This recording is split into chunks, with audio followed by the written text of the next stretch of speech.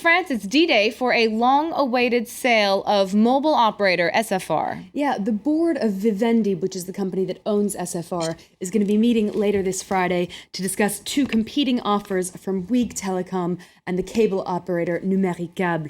Now, that bidding war has escalated, with both companies raising their cash offers to over 11 billion euros.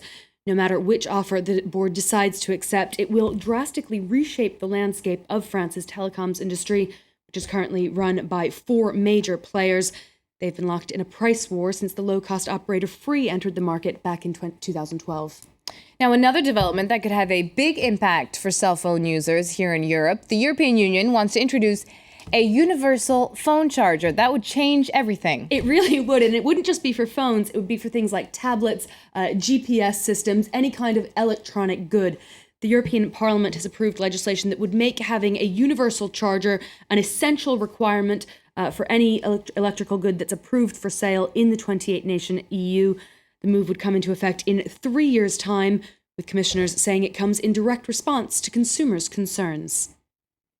In the next 3 years, the industry has to bring on the market common chargers for every category, for mobile phones, for other equipment.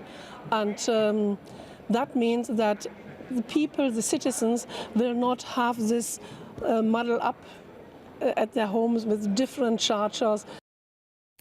Now, in the U.S., a big development for oil giant BP 4 years after America's worst oil disaster. Yeah, the U.S. government has lifted a ban on BP, saying that it's going to be allowed to start bidding for government contracts again. That ban was put in place following the 2010 Deepwater Horizon oil spill, which killed 11 people and spewed more than 4 million barrels of oil into the Gulf of Mexico. America's Environmental Protection Agency had accused BP of lying about the amount of oil being leaked. It cited BP's lack of business integrity during the spill and its aftermath and banned it from bidding on federal contracts. Now BP has agreed to a number of ethics and safety requirements, and it'll be able to start renewing its fuel contracts with the U.S. military and other government branches and start leasing more offshore oil and gas properties. Let's turn our attention to the markets now. Asian markets all down fairly sharply.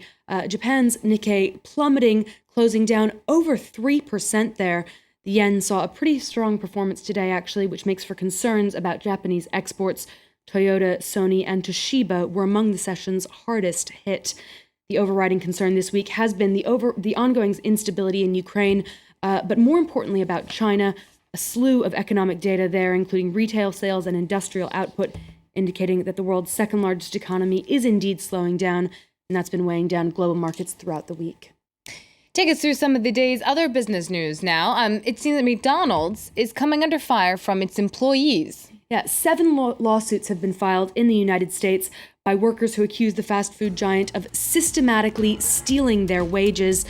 They say they're often not paid for overtime work and are forced to work off the clock. Together, the class action suits could impact some 30,000 low-paid workers. The British bank Barclays is preparing to shake up its investment division. Shareholders expressed outrage after the bank paid its staff higher bonuses despite low annual profits. The bank is already set to cut up 12,000 jobs this year. And Mark Zuckerberg has personally phoned Barack Obama to express his concerns about U.S. government surveillance. The Facebook founder called for more transparency and fast reforms of the monitoring programs, which he says have created long-lasting damage. Let's end in the U.S. state of Colorado now, something we've seen before, hundreds of people attending a job fair. But this is one unusual sector, isn't it, Kate? Yeah, all these people were there to look for jobs in the marijuana industry. Now, you'll remember that recreational cannabis use was legalized in Colorado back in January, and it's become a fairly big part of the economy already. In the month of January alone, the state of Colorado took in about $2 million in taxes from that budding trade. Now, job seekers are trying to tap into that as well. Among the potential employers at Thursday's fair was a tour company who are looking for guides to show the new industry to tourists.